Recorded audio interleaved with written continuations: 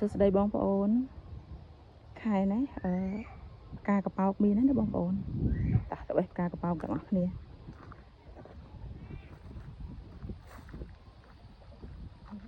មានអូនៅក្រោយផ្ទះត្រីក៏មានហើយបន្លែក៏ធម្មជាតិច្រើនដែរបងប្អូននេះអានេះទៅផ្កាមួយទេអូយល្អណាស់បងប្អូនអើយនេះផ្កាកប៉ោកស្រស់ស្អាតក៏ស្អាតញ៉ាំក៏ឆ្ងាញ់ចង់ស្លម្ជូរក៏បានធ្វើទឹកគ្រឿងក៏បានប៉ុន្តែថ្ងៃនេះសុំធ្វើនំបញ្ចុកសិនហើយ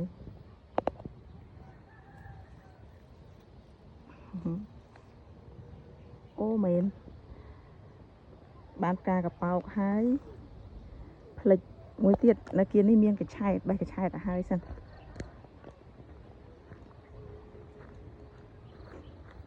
អត់មានត្រួយតែផ្លែវាយើងអាចធ្វើលក់បានដូចគ្នាបងប្អូននេះផ្លែកញ្ឆែតខ្ចីអញ្ចឹងណាបើយើងធ្វើនំបញ្ចុកអានឹងអាចញ៉ាំបាននេះត្រួយកញ្ឆែត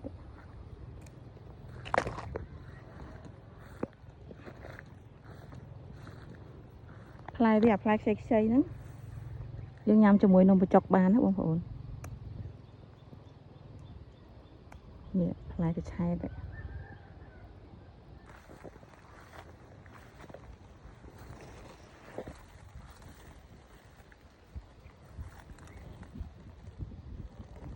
ជប់ទាំង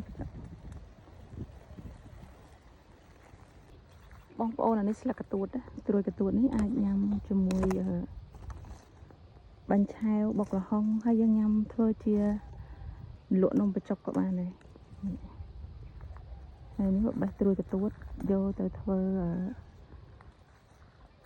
លក់ញ៉ាំជាមួយនំបញ្ចុកត្រួយកទួត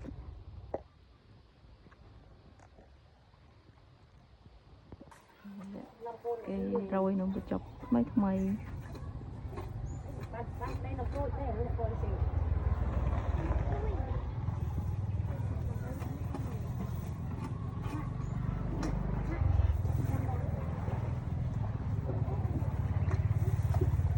ដាក់ទៅ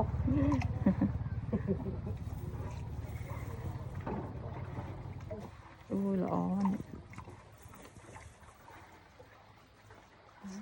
រោយថ្មីកដៅស្រស់សើម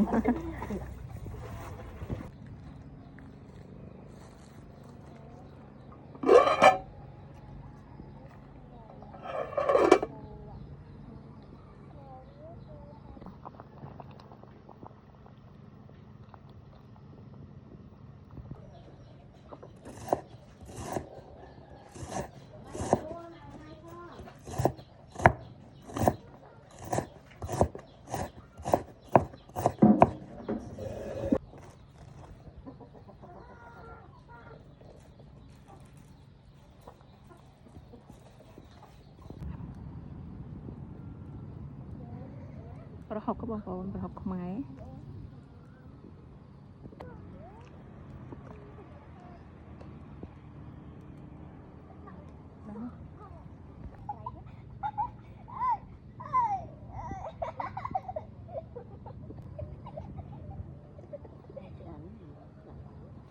នំបញ្ចុកស្លខ្មែរបងប្អូន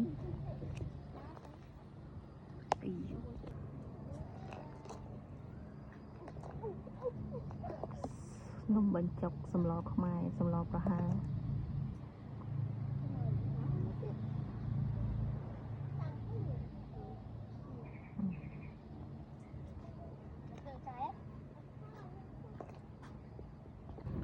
សម្លប្រហើរនំបញ្ចុកបងប្អូនសម្លខ្មែរនេះយើងស្លខ្លួនឯងអញ្ចឹងយើងដាក់ឲ្យខាប់តែប៉ុណ្្នឹងត្រីយើងប្រើត្រីឲ្យច្រើនហើយ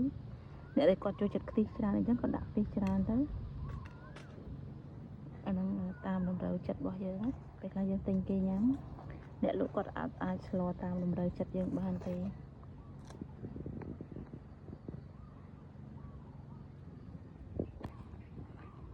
នំបញ្ចុកយើងឆ្អិនហើយបងប្អូននំបញ្ចុកសម្លខ្មែរប បន្លែមានច្រើនមុខណាស់បងប្អូនអើយនេះមានផ្កាកប៉ោកផ្កាស្នោផ្លែកញ្ឆែតត្រួយរាំងមានតយងចេកតកួនស្ងោមានល្ហុងត្រួយកទួតត្រួយមកកាក់អូច្រើនមែនទែននេះមានម្ទេសលីងណាបងប្អូនម្ហូបខ្មែរយើងមួយមុខនេះគឺទទួលបានវីតាមីនច្រើនមែនទែន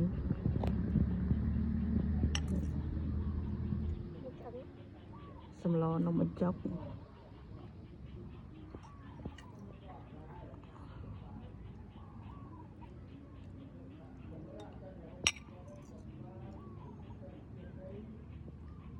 ធានារសជាតិជូនគឺថាឈ្ងុយខ្ជាយឈ្ងុយល្មៀតមួយទៀតគឺឈ្ងុយប្រហុក